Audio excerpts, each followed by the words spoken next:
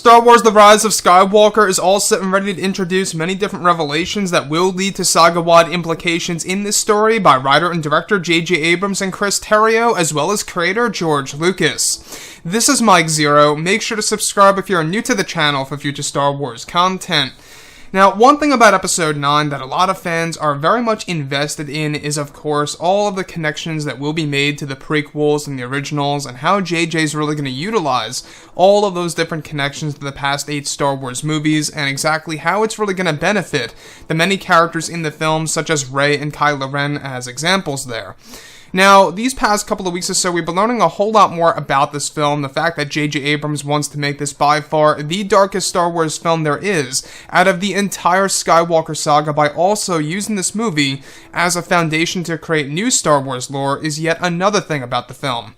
Now, on top of all of this, what's really intriguing about this is that shot descriptions consisting of a sequence where it's explained that Kylo Ren and his Knights of Ren are said to be traveling to an abandoned Imperial base that is described to have once belonged to Emperor Palpatine.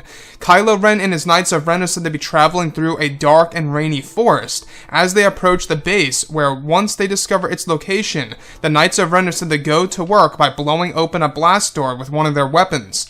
It's explained that this leads Kylo and his knights to the vault of Darth Sidious that holds many secrets about the dark side and the Force in general. As Kylo examines the vault, he comes across a large hollow projector, to which he is said to activate it, where it turns on and projects an image of Darth Maul.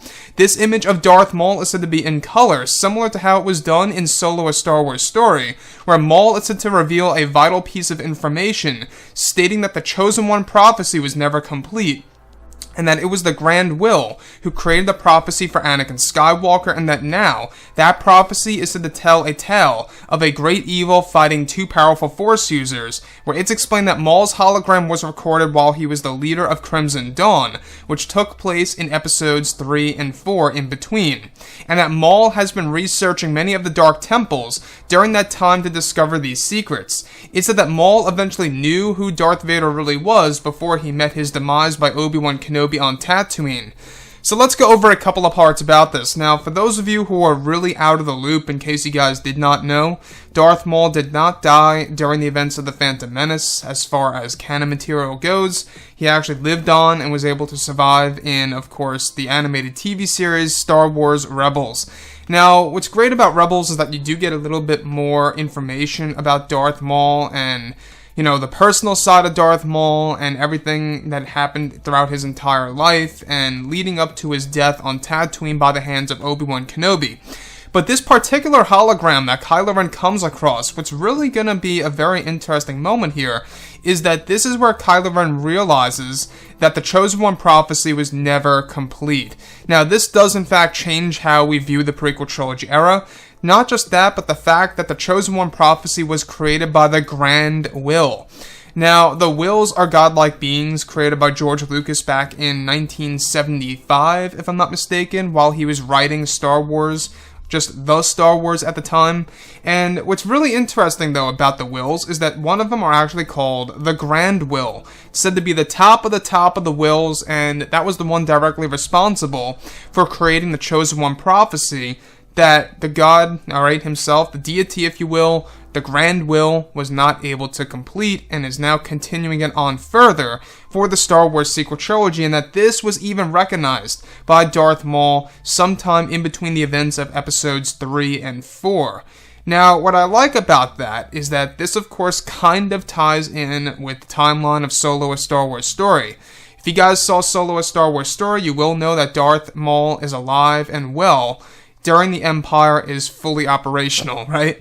So when we look at Episode 9 here, the fact that they are exploring all of these different connections to the prequels and the originals is very impressive.